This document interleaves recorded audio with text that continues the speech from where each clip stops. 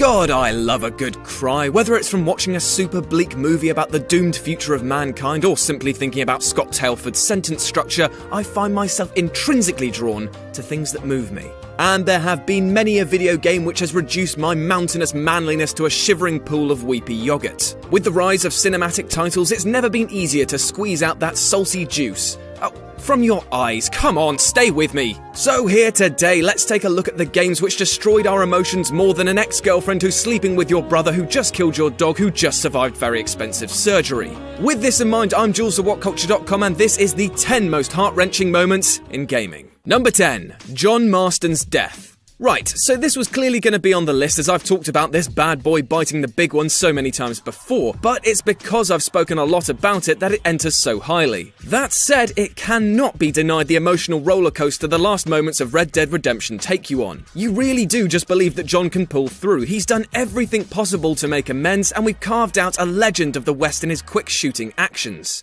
But there are simply too many, and no matter how quick you are, there's only a finite amount of bullets in your guns. So once they're spent, you've little left to do but use that slow motion time to make peace with the man upstairs. Number 9. Soap's death. Now, I know you probably don't think of any emotion other than anger when it comes to Call of Duty, but the series really has pulled some heartstrings in its time. The most notable would probably be the nuclear explosion in Modern Warfare 2, as it came out of nowhere and had you suffering to a downright horrible end. But that's not the entry for this list, as we found that Soap's death in Modern Warfare 3 held a bit more oomph. We'd played as Soap before and built him to become an indestructible badass in the events of 3, seeing him take multiple hits and scrapes but still chugging along like a train made out of pig iron and vinegar. But after a sneak attack by Makarov, Soap and Yuri tumble out of a building and both seemingly survive the fall. It's only after dragging Soap with you across a firefight and onto a table that you begin to have your doubts. It's then you realise that he's truly gone, and Price's reaction to his friend's death really hammers home how much he'll be missed.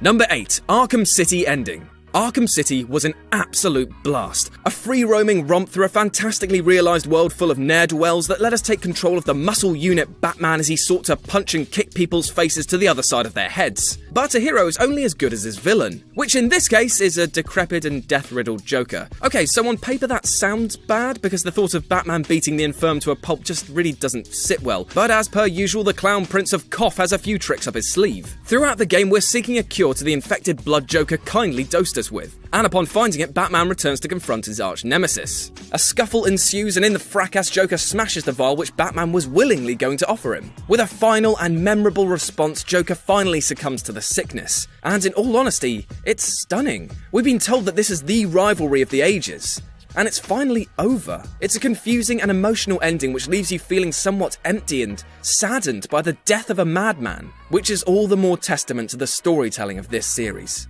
Number 7. Dom's wife. Gears of War is, like Call of Duty, not something I associate with weepy emotions. It's like being punched in the face with a pack of Spam for how meaty and angry it all feels. But Gears 2 contained one moment which made us all feel a little weak in the knees. After yelling for a long time throughout the game about his missing wife, Dom finally comes across a cage which might contain said spouse. Now, a lot of us were probably thinking, okay, she's going to be as dead as the audience on one of our unboxing videos. But lo and behold, she's alive. And in pretty good nick. Oh, no, wait, she's actually beef jerky. Pretty much having just enough life to mentally torture Dom and players for the rest of theirs. But it's really touching to see a man so muscly act so delicately, and all the more saddening when she finally passes. But don't worry, because then it's back to the anger. Rah, rah, rah, blood, bang, death. Number 6. Zack's death. Crisis Core. What's this? Final Fantasy is on the list, but it's not some flower seller's death? Shock! Horror! Well, you see, this death, which is incredibly sad, was a passive experience. You watched her die and could do nothing about it. Whereas with Zack's death in Crisis Core,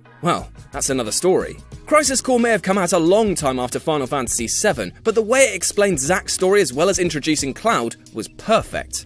What made Zack's death particularly sad is that apart from Cloud, he was completely alone. He hadn't fulfilled his promise to Aerith and he's faced by hundreds of Shinra soldiers. Even though he fights valiantly, in the end they prove too much and he's shot down. Like John Marston's closing moments, it's an unwinnable fight, but one that has to happen to complete the circle. Number 5. Clementine says farewell. Clem from the Walking Dead games is one of the most rounded characters in video game history. She portrays emotions that actually make her feel real. She's not simply a one-dimensional stupid kid like Duck, but a youngster who is at times emotional and other times understanding of her environment. Throughout the narrative, she's guided by a player-controlled Lee, and it's impossible not to love the little scamp. But after a series of events, the player finds out that this isn't his story, but hers. After being bitten, Lee and the little girl share a final heart-wrenching scene in which a symbolic passing of the torch takes place. Lee shares some final words of wisdom and instills a sense of confidence in Clem by pushing her to survive. And then it's down to the player on how they'll part ways. Whatever you choose, the splitting up of this pair will leave you emotionally distraught and actively caring about what's in store for Clem in the future.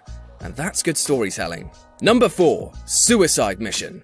My God, was this game good. Its near-perfect mixture of storytelling and action makes Mass Effect 2 one of the most engaging games on every emotional front. Whether it was making tough choices on the genophage or engaging in making the beast with 2 blue backs, it coerced the player into making decisions for their team, which in turn made them care about them. The suicide mission at the end of the game is a culmination of emotion and forethought. To get the best ending, you need to have bonded with your crew, meaning that upon starting this descent into hell, you're really not ready to let go of any of them. The fight is truly difficult, and there are so many ways that it could go wrong, but there's nothing quite like the feeling of coming through the other side intact. I messed up on my first run at this and was devastated to lose key members, but on a second attempt and keeping everyone safe, I felt a much bigger emotional release. Not every game has to use negative emotions to elicit a powerful response, and this game nails that premise. Number 3. To the Moon. To the Moon is an example of storytelling prowess that proves that games don't need monstrous visual budgets to get the job done. Upon seeing its retro art style, many gave it a miss and wrote it off to be another RPG maker dropping. But beyond its simple veneer is a game with more emotional bite than a crocodile listening to My Chemical Romance. It's a slow burner, but one that constantly picks up its pace. And when you're finally going through John's memories and the reuniting of him and his wife River, you realise something.